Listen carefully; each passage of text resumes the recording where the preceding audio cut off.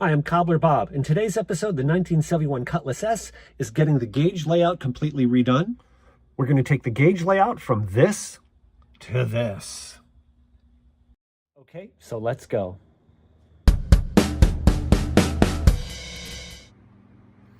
So here's the starting point of the gauges. So when I'm driving, I'm trying to put the camera in about the same spot as my eyes would actually be.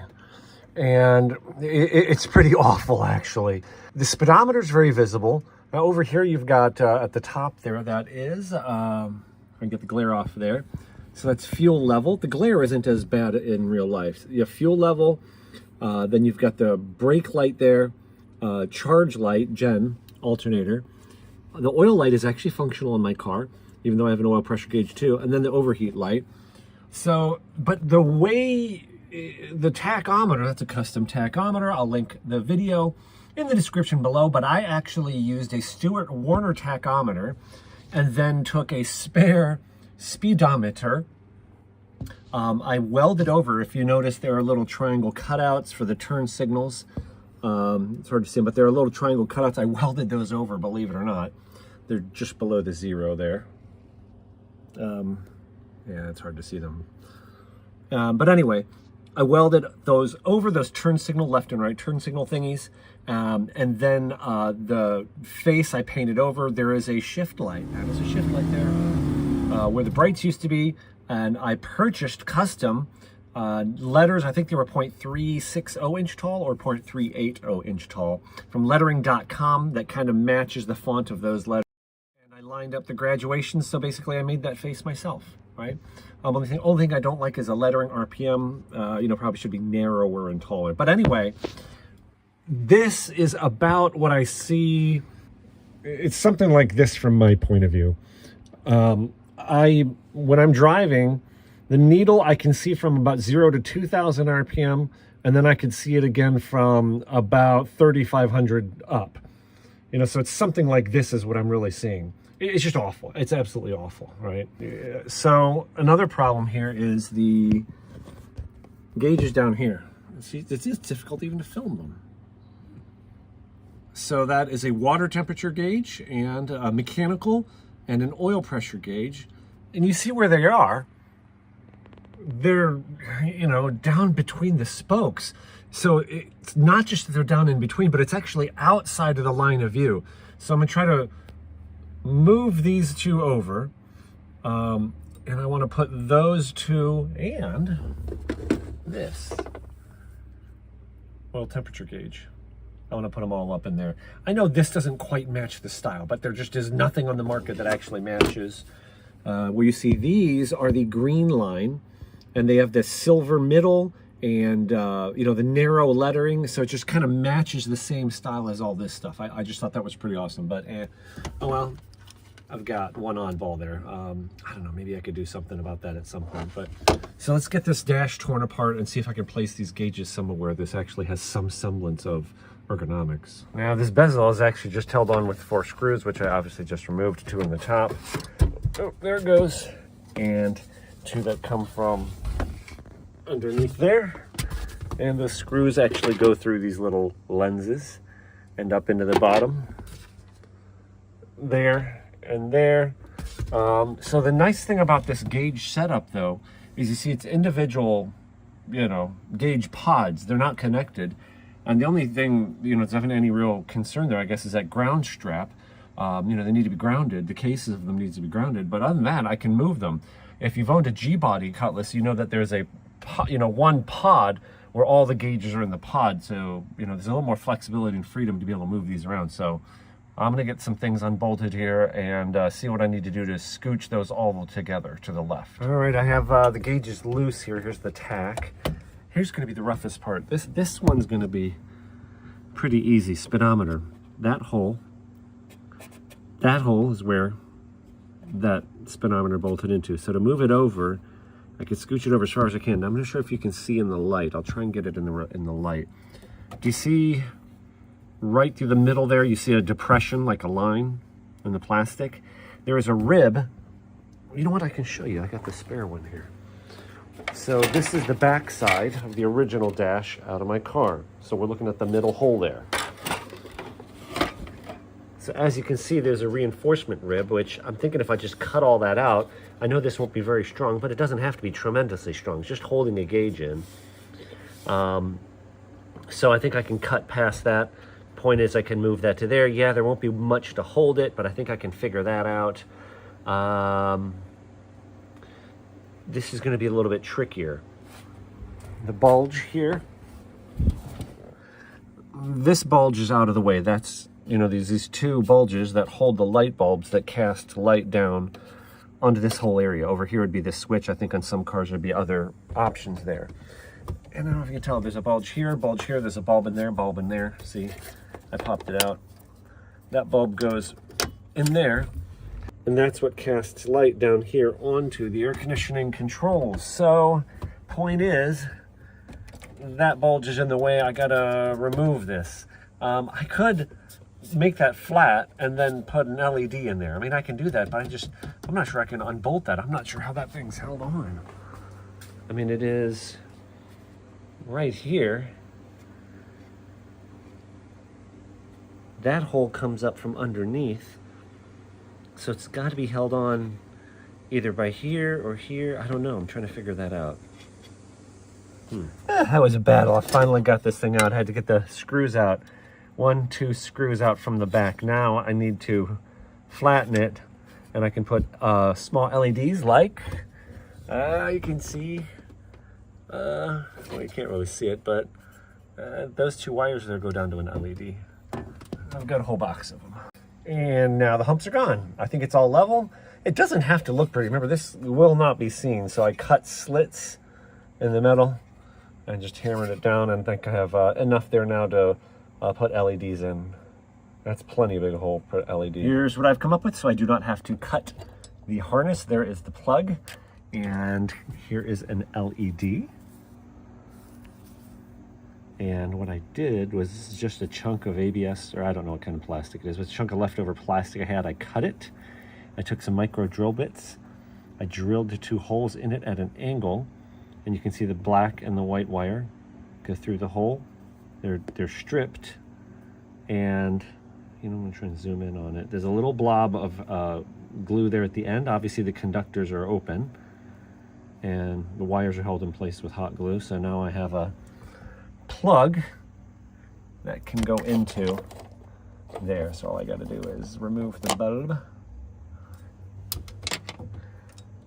and then I can put that in. And it goes in either way. There's conductors on both sides of the socket. So here's the progress. The fuel gauge there is in the stock location. That gauge has been moved quite a bit over here. I'll cut in a quick picture of where the gauge was before. But at the top there, that is. I can get the glare off there. And obviously here it is now. You can see they're almost touching. So what I did to get this over was I drilled a new hole there. This plastic here is the plastic that was already there. The only thing I don't like what I did is a little bit of a hack job, but do you see this right here? That's bent backwards. That was connected, and you see the post there to there was like a, that's part of the dashboard, right? There's one over here, and then there's one here. The one here I was able to trim and bend out of the way. That one I just cut completely because the gauge is going to go right through it. Another thing I did was, this is a 6-pin connector. It's a little bit overkill. This is more for like weather pack outside stuff, but it still works. And what I did was I basically put a connector so that the aftermarket tachometer, can actually be disconnected. And then see this little piece of plastic here. I don't know if you can see it. It goes to there. It's cut at an angle there, and this is screwed to the plastic here. This piece of plastic jogs. I know you can't really see, but it jogs.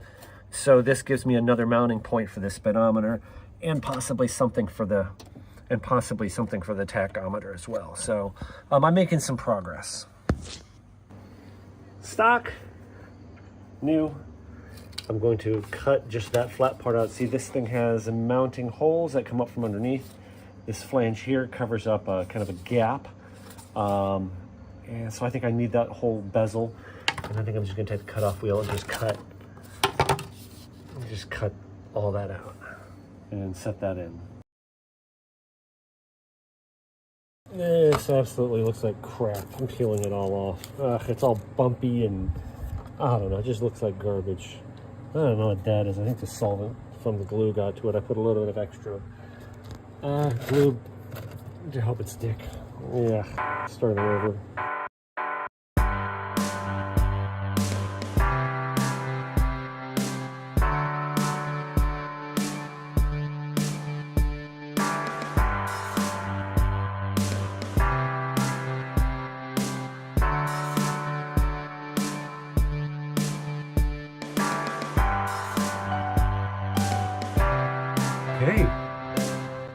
Okay, now I think they're actually finished. Got a little bit of glare there because the sun's coming in behind me, but from my point of view, when I am driving, this, I see something about like that. Just a little bit of the 5 is covered up, you know, my normal position. This is not a tilt column. I know that would help, but that might come later. That's about what I see. Tack, that's about what I see. But you can see more of the oil pressure gauge. It's just not quite the same.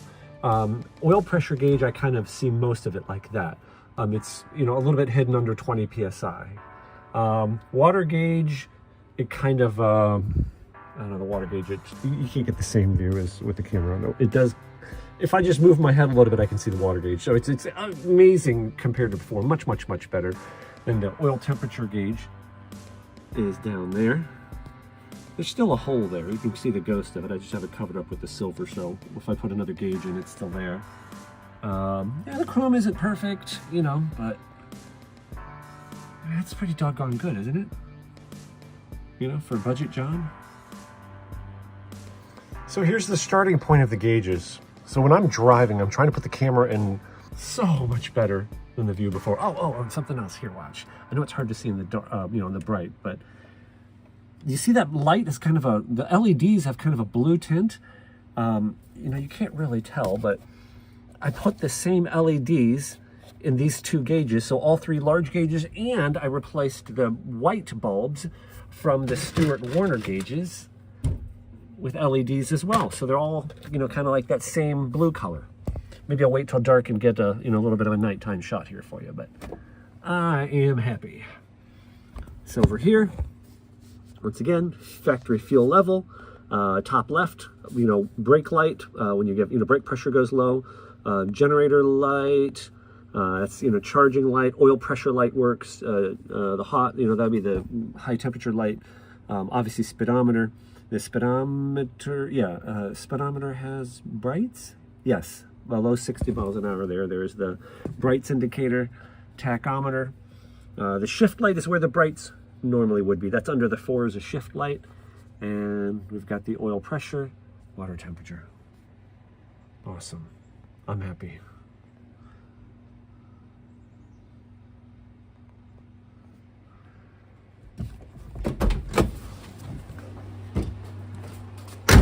And if you're walking up to the car and show, here's kind of what you would see.